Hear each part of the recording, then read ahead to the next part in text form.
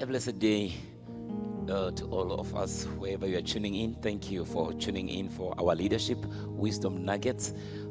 We love you. Thank you so very much. Please do text somebody. Please do share with someone else. And above all, please take the few wisdom nuggets or thoughts that we are dropping in and apply them in your own situation. I pray for that wisdom that the Lord will help you to be able to apply what you are learning or we are learning in the class of leadership. And also want to say our leadership sessions will now go back to Wednesdays because of these challenges of COVID-19. We are trying to reach out even others on a Wednesday. So tune in on Wednesday. We may do a rebroadcast on Wednesday, but please tune in. We love you so very much, and we are so appreciative for you and for your support. Thank you so very much. Well, today I want to share some few thoughts on leadership, as we will be also studying, as I promised, about the leadership of a child. As many were asking me to redo that session of the leadership of a child, and most of my points I'm taking from the book The Art of Leadership by Bishop Doug Heward Mills. The Art of Leadership, Dr. Mills has wrote something so powerful here on leadership of a child. So you might get yourself a copy wherever you can get it, and you will be blessed. But today, let me start by saying everything rises and falls on leadership. The strength of the family, the strength of the church, the strength of a nation, the strength of a business, the strength of an organization, the strength of a political party is not just in the numbers it commands, but it's in the type of leadership it has. In the type of leadership it has. The success of anything that you are leading is determined by the leadership that it has. Nothing changes without leadership. Nothing succeeds without leadership. Nothing works without leadership, and nothing progresses without leadership. The greatest challenge we have these days is that we have many people occupying leadership positions and having the title of being a leader, yet they are not leaders. That's one of the greatest tragedy the world over is facing, to have personnel on leadership positions, yet they are not leaders. They've just been thrust into that atmosphere without proper training, without even harnessing their skills on leadership, and we have a problem of leaders. Now, I just want to share 6 things that can make you a leader who can influence people positively. John C. Maxwell normally writes that leadership is all about influence. Leadership is all about influence. And now I want to share these 6 thoughts on leadership if you want to influence people positively. Number 1, you must model consistency of character. Model consistency of character. You must be consistent in doing things. Be consistent in your character. Solid trust can only develop when people can trust you all the time. Let people trust you. You must model a good a character trait of taking care of money. Many people cannot trust you with their purse if they know that you are greedy, that you are selfish, that you are using finances to only look after your own end. There is a country that one preacher once spoke about, that as they were traveling in that country, they were doing some crusades. The whole country did not have electricity. Only where the top man stays, there was electricity. The whole country never had electricity. Only where the top man stays, there is electricity. You find in many places, you travel the whole place, it's in dire poverty, but only the top man, all things are working well for that person. And then that character trait is not a good character trait whereby people cannot trust you with their money. Number 2, employ honest communication. Many leaders they don't communicate honestly. They employ the guerrilla type of communications. Even if they have to relay a simple message, they're always lying. Make sure you employ honest communication. To be trustworthy, you have to be like a good musical composition. Your words and music must match. Your words and music must match. Number 3, value transparency.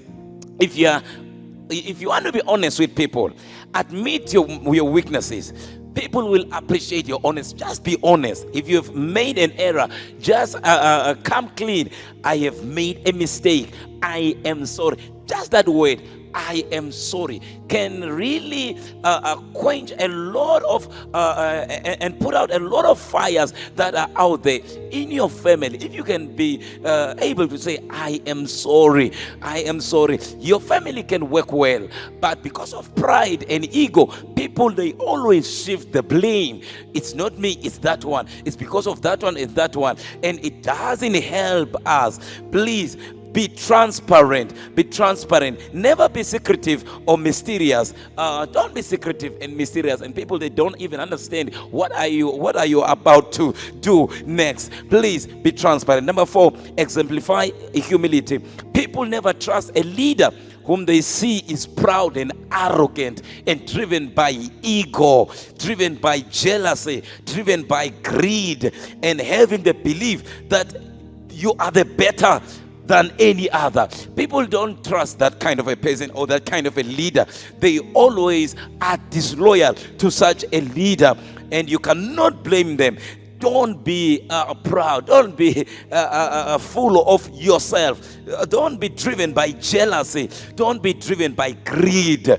Number 5, demonstrate your support for others. Learn to invest on other people's destinies. Learn to empower others. Learn to raise other people's foundation. Learn to make other people's better, even better than you. You will be a good leader. So demonstrate your support for others. Number 6, fulfill your promises. Make sure as a leader, once you promise a thing, just fulfill it. If you a leader, especially this time when the nations are faced by the challenge of COVID-19 and all that, if you are a leader and you begin to promise people, okay, I'm gonna procure this kind of vaccines, I'm gonna get for yourself this thing, just fulfill what you have promised. Don't keep on shifting the goalpost. You must be able to deliver according to your promise. As a leader, if you are a father in the house and you promise your children, I'm gonna come back with sweets because they were crying when you were leaving the house,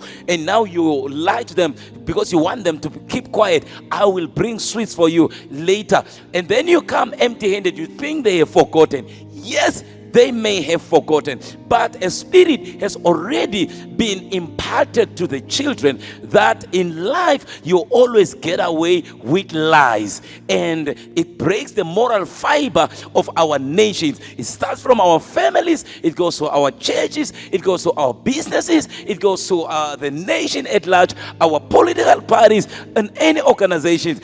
Don't be a leader that fails to deliver according to promise. Don't promise something that you cannot, and you know you cannot even deliver. But again, if you see, I cannot meet the target, I cannot deliver, come clean. Tell the people why you are failing to deliver as you have promised. Because if you are doing that, you will be like a child. Your leadership will be like the leadership of a child. You see, children, the characteristic of the children's leadership, number 1, they don't really invest in the security of their organizations.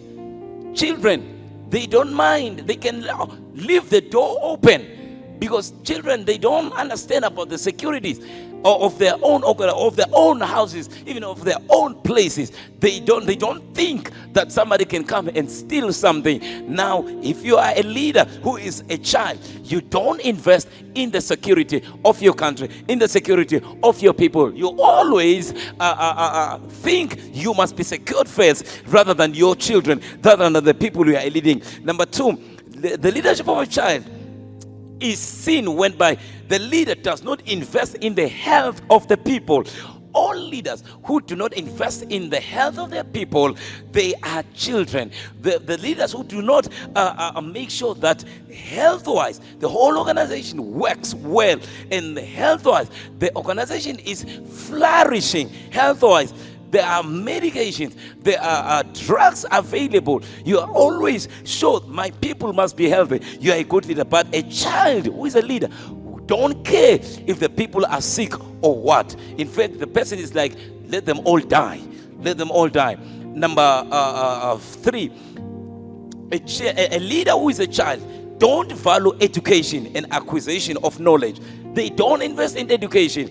Education to them comes last. In fact, they can even speak bad about education, speak bad about those who are educated. As in a continent that starts with a capital A, many of the people who are wise and they've gone to school and they've got good grades, they are always flying out of the continent because there's something wrong, that we don't appreciate your education level. As a good leader, you must always value education. Again, number 4, a leadership of a child. You see that the person who is in the leadership does not invest in human resource. They don't invest in human resource. They really don't care who is there and what is happening. Again, number 6, they don't empower those they lead, but they shut them down and not give them opportunities. They don't empower. Children, they always want it about them. It's for me. If it's food, it's for me. It's for me. It's for me. They don't open opportunities for those who are coming after. That's the leadership of a child. Learn as a leader to open opportunities. If you're a pastor, learn to open your pulpit, to allow others to preach, to allow others to flourish, to allow others to exercise their gift. Empower others as a good leader. And number 7, they don't encourage independent and critical thinking. Leadership of a child. You see it when they don't encourage independent thinking and critical thinking. In fact, they shoot them down. They say, hey, you are thinking some way, and they shoot that person down.